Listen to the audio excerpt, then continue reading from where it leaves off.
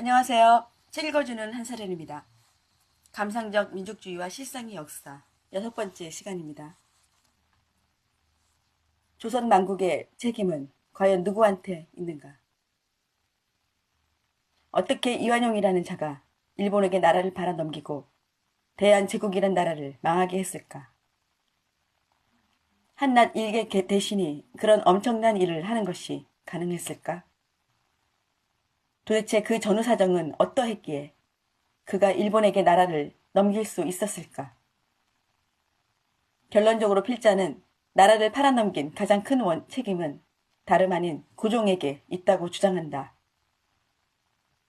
또한 민비와 그 후손들 또한 그 책임에서 면책될 수는 없다는 것을 주장한다.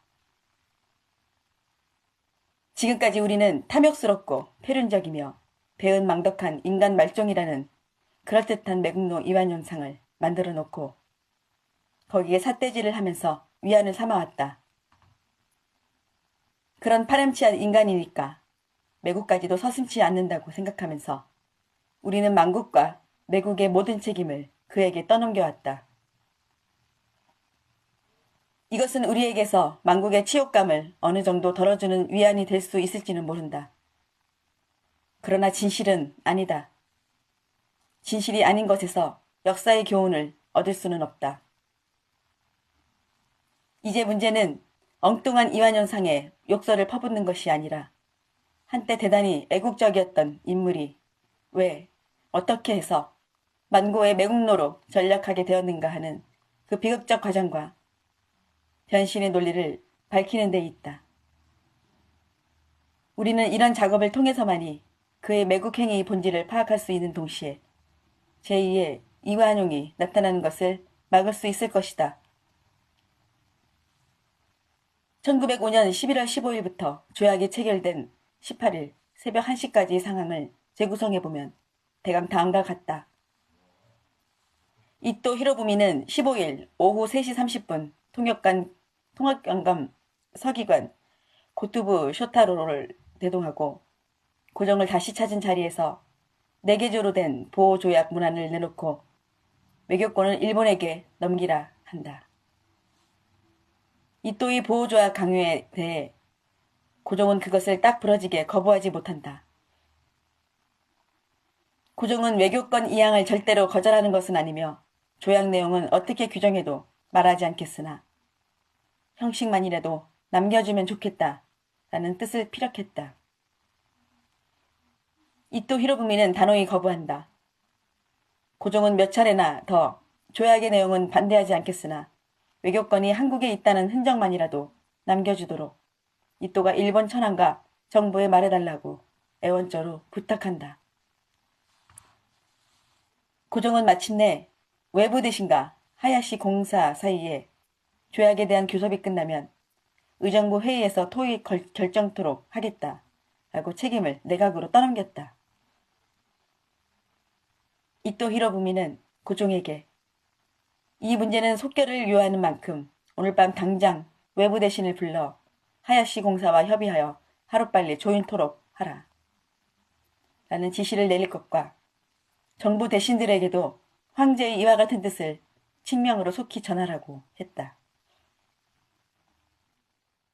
그는 내일 정부 대신들로부터 황제의 친명을 들은 바 없다는 말이 나오지 않도록 확실히 해줄 것을 거듭 강조한 후 수호컨을 떠났다.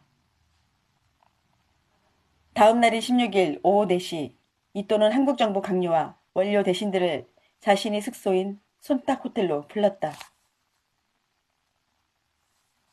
이날 손탁 호텔에서 있은 이토 히로부미와의 면담에서 한국의 대신들 가운데 그 누구도 이토의 보호조약 강요를 정면으로 거부하지 못했다. 한규설이 의의를 제기했으나 그것은 거부가 아니라 간청이나 애원이었다. 이날의 면담은 이토가 오후 7시 30분에 하야시 공사의 만찬에 참석하러 간다면서 자리를 털고 일어나 3시간 반 만에 끝났다. 이토는 한국의 대신들에게 다음 날 오전 11시 일본 공사관에서 다시 만나자고 일방적으로 시간과 장소를 정하고 숙소를 떠났다. 다음 날인 11월 17일 오전 11시 한규설 이하 한국 측 대신 8명은 모두 이토 히로부미가 지정한 대로 일본 공사관에 모였다. 일본 측에서는 이토는 나타나지 않고 하야시만 통역관과 서기관을 대동하고 회의에 참석했다. 먼저 하야시가 전날 외부 대신 박재순에게 수교한 보호조약의 문안을 가지고 본격적인 토의를 하자고 제의했다. 그러나 한국 측 대신들은 이미 이토로부터 설명을 들어 그 취지는 이해할 수 있다고 하면서도 누구도 선뜻 의견을 내놓지 않고 서로 눈치만 보고 있었다. 침묵이 계속되자 농상공부 대신 권중영이 이 문제는 비록 이토 대사가 폐하께 말씀드렸고 공사가 외부에다 공문을 보냈지만 우리들은 아직 외부에서 내각에 제의한 것을 접수하지 못했으니 지금 당장 토의하여 결정할 수 없으며 또 중추원에서도 여론을 널리 수집해 논의해야 한다. 라고 말문을 열었다. 권중현의 발언이 끝나자마자 하야시가 언성을 높이며 반박하고 나섰다. 당신네 나라는 전제 국가인데 어찌하여 입헌정치 흉내를 내어 대중의 의견을 물으려 하는가? 대황제의 한마디 말이면 그것으로 충분하지 않은가? 회의장은 다시 무거운 침묵 속으로 빠져들었다. 하야시는 공사관에서 결론을 내릴 수 없다고 판단했음인지 국내부 대신 이재극에게 전화를 걸어 황제를 알련할 수 있게 해달라고 청했다.